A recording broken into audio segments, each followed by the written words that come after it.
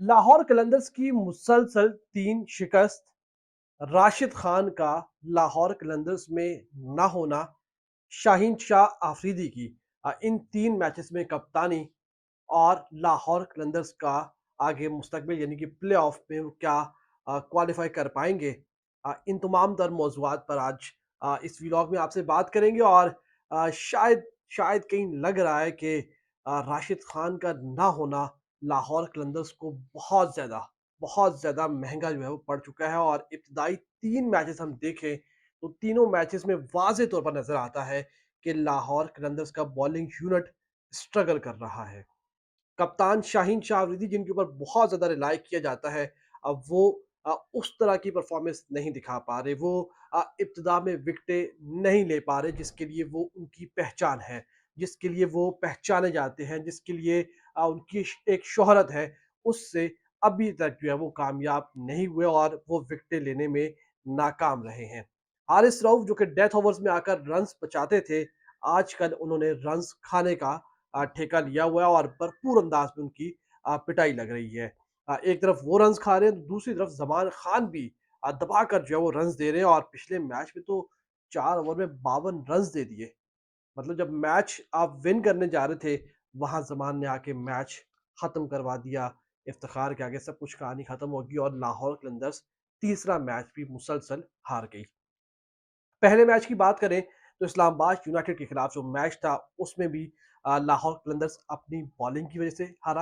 अच्छा, तीनों मैचेस में आप ये कह सकते हैं कि लाहौर कलंदर्स ने पहले फील्डिंग की है, बल्कि पहले बैटिंग की है और बाद में फील्डिंग की है और उनकी बॉलिंग आई और तीनों दफ़ा वो अपना जो हदफ था, जो टारगेट था, उसको नहीं बचा पाए। और हमने देखा कि लाहौर कलंदर्स जिस तरीके से बॉलिंग उनकी मुश्किलात का शिकार है। लग रहा है कि राशिद खान का ना होना बहुत ज़्यादा परेशान कर रहा है और राशिद खान तो इंजर्ड है, आ भी नहीं पाएंगे। तो सवाल अब ये पैदा होता है कि क्या लाहौर कलंदर्स प्ले ऑफ के लिए क्वालिफाई कर पाएगी, क्योंकि इब्तदाई तीनों मैचेस हार चुकी है। अगले 7 में से 6 मैचेस जीतना बहुत मुश्किल हो जाएगा, आसान नहीं होगा। अगर आप अपने होम ग्राउंड में 2 मैचेस हार जाएँ, फिर मुल्तान जाकर आप हार जाएँ, तो आपके लिए अगले राउंड 2 यानी कि प्ले ऑफ के लिए या जाना शायद शायद पॉसिबल जो है वो ना रहे। और इस वक़्त यकीनी तौर पर लाहौर कलंदर्स जो है वो मुश्किलात का शिकार है और उनकी परेशानी बनती भी है, क्योंकि इब्तदाई तीनों मैचेस जो है वो हार चुके हैं। पिछले मैच में लग रहा था मुल्तान के खिलाफ कि शायद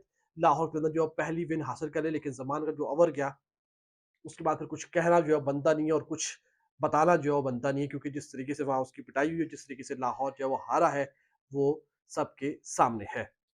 तीनों मैचेस का थोड़ा-सा डेटा आपके बिल्कुल मुख्तसर सा डेटा आपके सामने रखते हुए आपको बताते हैं कि हुआ क्या एक्चुअल में। पहला मैच जो कि इस्लामाबाद यूनाइटेड का लाहौर कलंदर्स के खिलाफ था। लाहौर कलंदर्स ने 195 रन्स बनाए 5 विकेटों के नुकसान पर और इस्लामाबाद यूनाइटेड ने वो टारगेट बआसानी चेज़ कर लिया।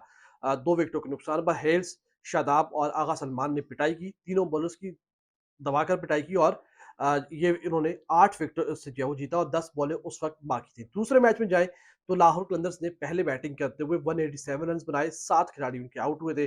कोयटा ग्लैडिएटर्स ने 188 रन्स पर 5 विकेटों के नुकसान पर ये टारगेट चेज़ कर लिया। नाफे ने क्या दुर्गत बनाई थी वो भी आपको याद होगा।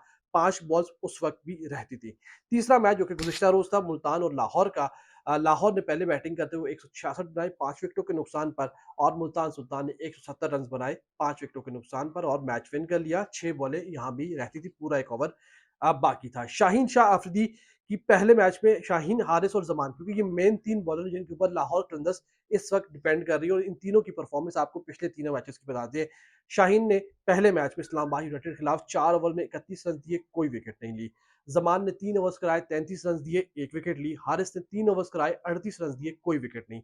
दूसरा मैच जो कि कोयटा ग्लैडिएटर्स के खिलाफ था, इन्हीं तीनों बॉलर्स की बात करते हैं। शाहीन ने 4 over 38 run 1 wicket, Zaman 4 over 47 run 1 wicket और हारिस 3 ओवर 27 रन 1 विकेट। फिर तीसरा मैच जो कि मुल्तान के खिलाफ था, Shaheen 4 over 25 run 2 wicket, Zaman 4 over 52 run 2 विकेटें। इन 2 विकेटों का क्या काम था मुझे समझ में नहीं आया। 3 ओवर्स कराए हारिस ने 25 रन दिए, कोई विकेट नहीं ली।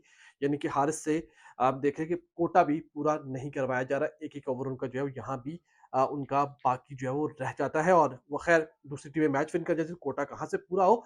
बात ये है कि इस वक़्त तक आप कह सकते हैं कि 2 और 5 7 और 5 12 यानी कि 3 मैचेस में अब तक लाहौर कलंदर्स ने मुखालिफ टीमों के सिर्फ 12 खिलाड़ी आउट किए हैं। जब आप 12 खिलाड़ी आउट करेंगे, तो फिर आप मैच कैसे जीतेंगे? फिर आप टूर्नामेंट में आगे कैसे बढ़ेंगे?